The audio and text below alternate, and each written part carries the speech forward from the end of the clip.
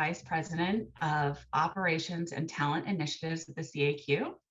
And I'm here with Shannon Schuyler, PwC's Chief Purpose and Inclusion Officer. Today, we're going to talk about PwC's 2020 Diversity and Inclusion Transparency Report and how PwC is building a culture of belonging. Welcome, Shannon. Thanks so much. Great to be with you. Yeah, I'd like to start off, if you could just tell us a bit about your career journey and how this, how this led to your role as PwC's Chief Purpose Officer. Absolutely. So it has been a long and winding career. I've been with PwC now for 25 years and have served in a lot of different capacities, from recruiting and HR to client service to marketing and sales. I started our corporate responsibility effort in our PwC Charitable Foundation, and that really led to the things that we were doing around purpose, which are just to build trust in society and solve important problems.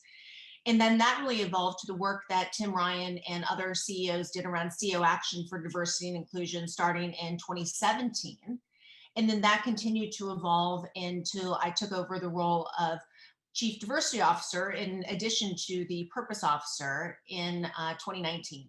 So a lot of different changes have happened over the years, and it's been an incredibly exciting journey, but one that I've seen both internally and externally, the importance of these topics, the importance of what we call non-financial information, which is so interesting to talk about the Center of Audit Quality about, has really gained a life of its own, and something that's not just a nice to have, but really integral to the success and resiliency of an organization. Yeah, and bringing in new talent too, right? There's something so attractive Absolutely. about having purpose in your position and being able to make that thread. It's amazing. No, I definitely, in fact, as we started even those issues early on, now it's called ESG, but around social and around diversity, it was really looking at the future pipeline and the expectations that they had around what society would look like, both from an environmental standpoint, as well as the social giving that now our kids and the generations do starting in kindergarten. Yeah. And what does that look like, as well as now the ability for people so early on to understand the magnitude of diversity, both the challenges as well as the good things that they see. And that coming together with this generation of future leaders has been exciting to bring them on board. Very exciting indeed. And I think you're touching on this, but what are the most rewarding and the most challenging aspects of your role? Well, Liz, as you know, there's a lot of the challenging part. I mean, I think probably starting with there, it's realizing that even when we talk about data in the transparency report, every number that's there represents the humanity of our organization. And that's hard, right? It's hard to make sure that as we look and we really want everyone to be able to have an equal opportunity, an equitable chance at being successful across the organizations, it's understanding the nuances of every difference that we have. And with PwC, 55,000 people within the US, that's a lot of difference. And trying to make sure that you're giving everyone those opportunities and you're seeing the special things that they add because of their cultural, their backgrounds, the differences that they bring, and then how can we come together to create that sense of belonging?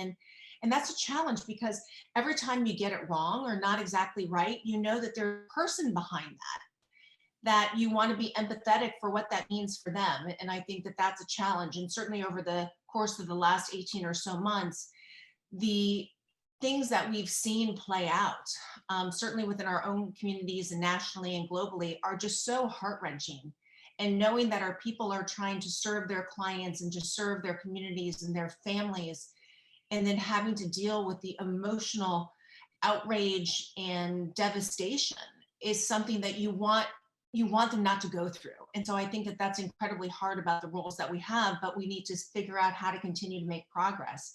And I think that probably is also the same side of what's so rewarding, is seeing when you can make a difference. Mm-hmm. I feel like we have truly made a difference in society, within our organization. We are changing behaviors and systems, and it goes across the organizations, from diversity and inclusion to how we invest, to the ways in which we see our role as environmental stewards. We are seeing the ways in which we matter as an organization and as a responsible business, and the role that business needs to play. And being a part of that is inspiring and something that certainly gets me up every day.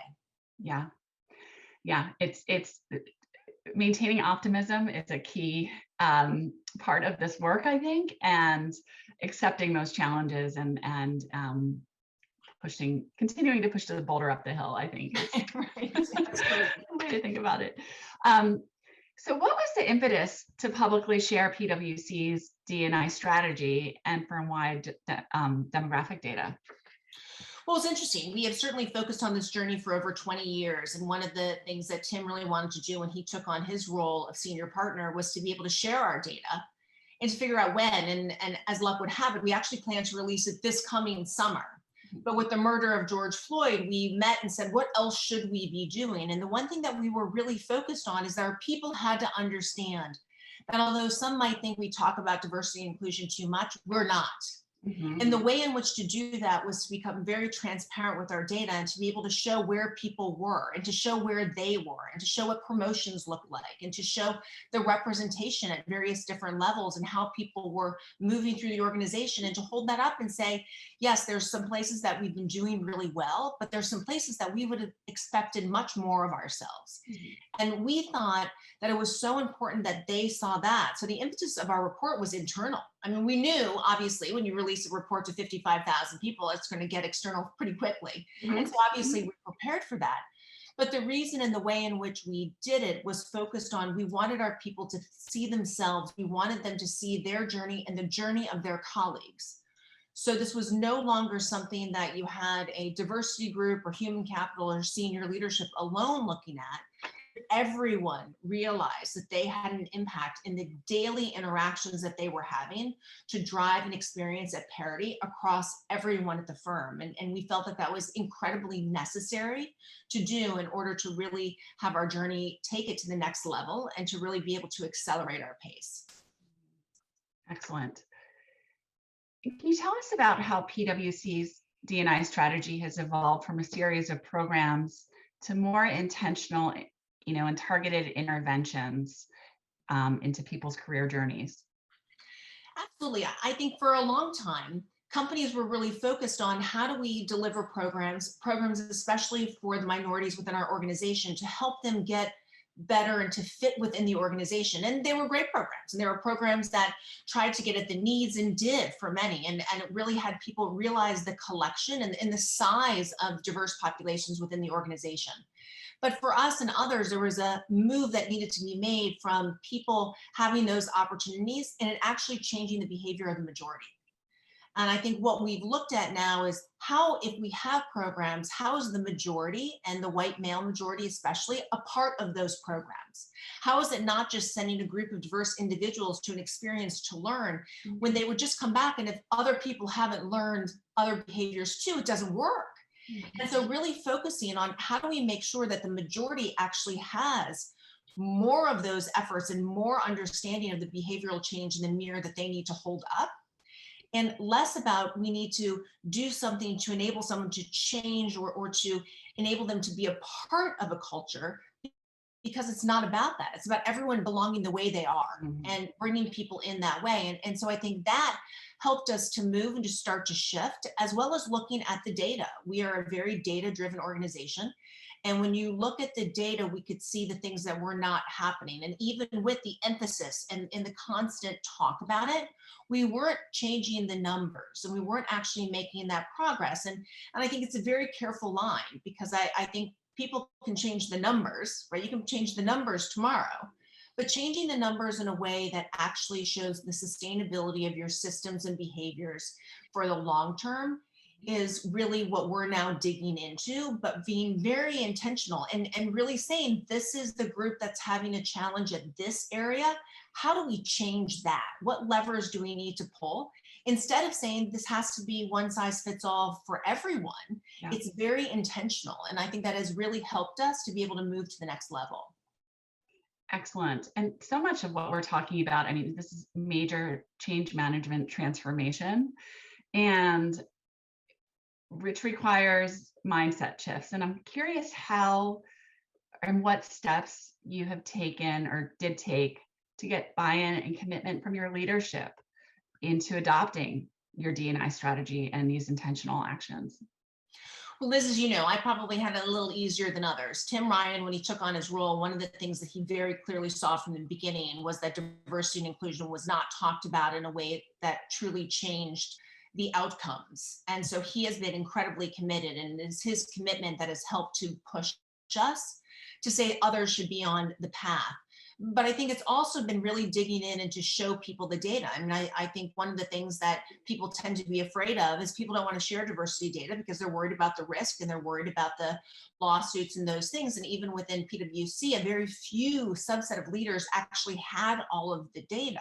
Mhm. And the more we looked at, the more we realized that you actually have to show people if you want them to ultimately be accountable. You have to be able to show people where they are and what has not been accomplished as well as what has.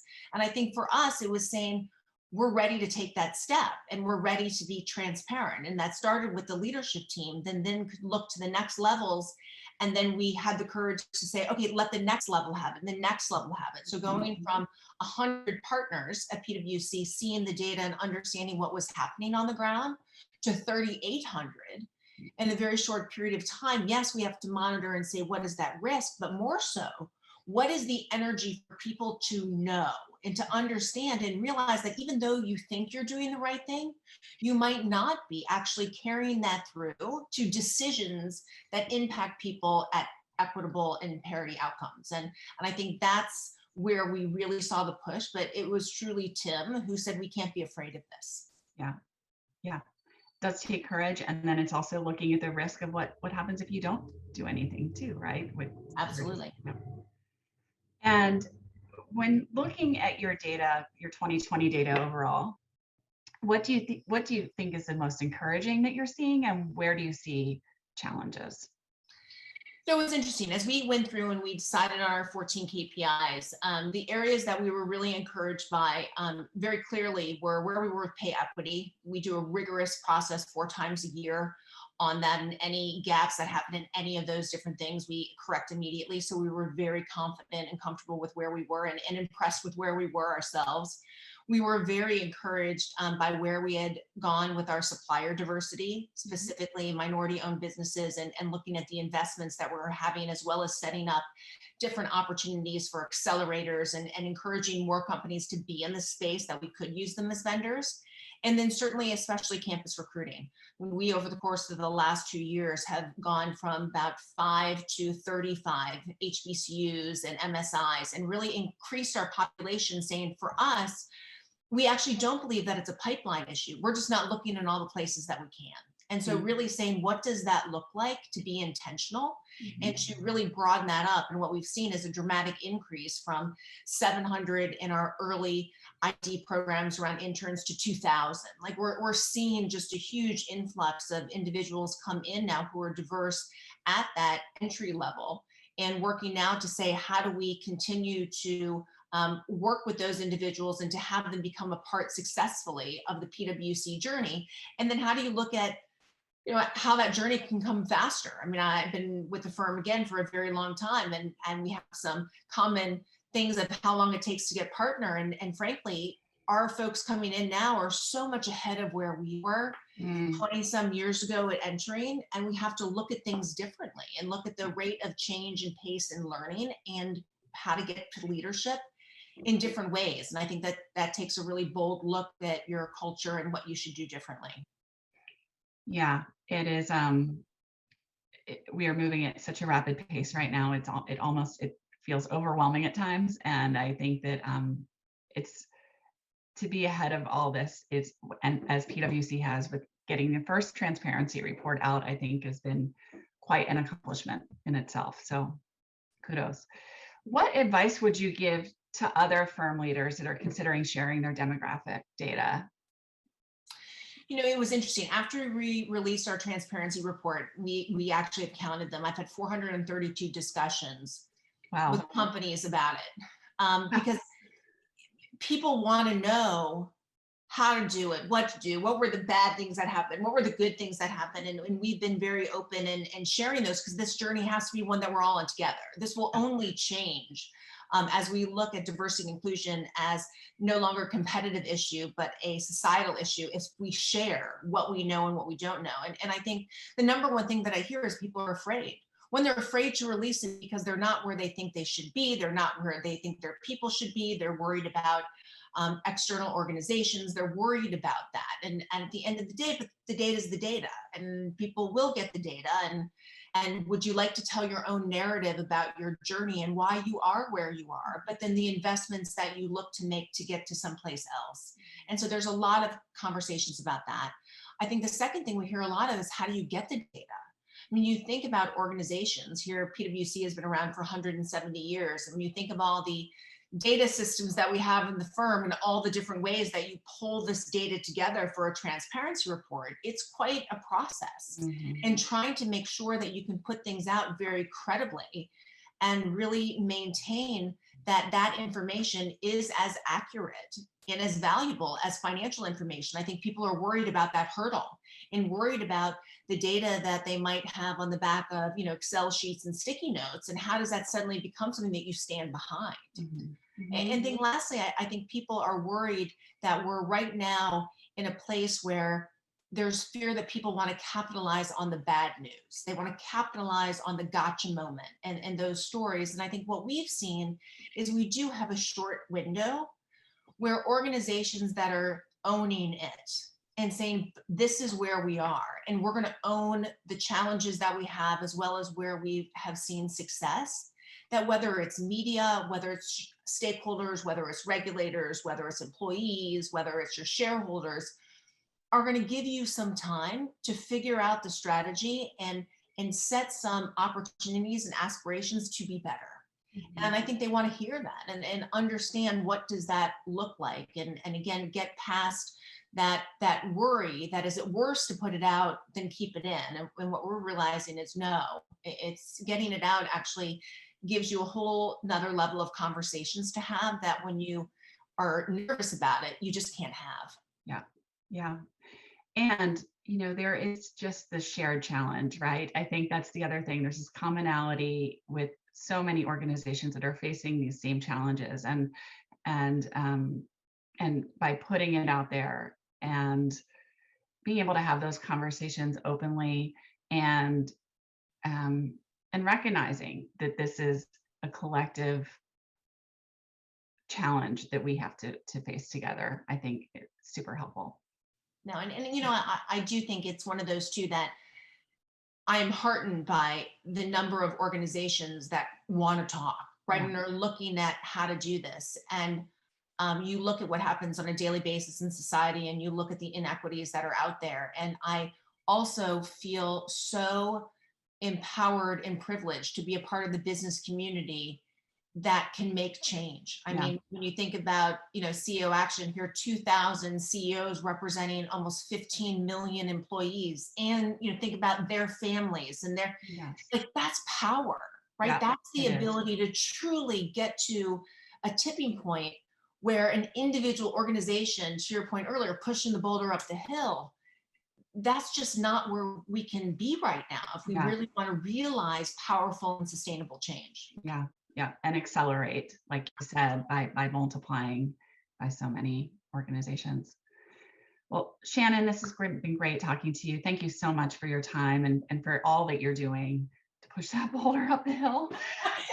Well, thank you for being on the journey with me and with us. I've always appreciated that. So thank you for this, and really looking forward to having others engaged and sharing what we know. Absolutely. Thank you. Thanks.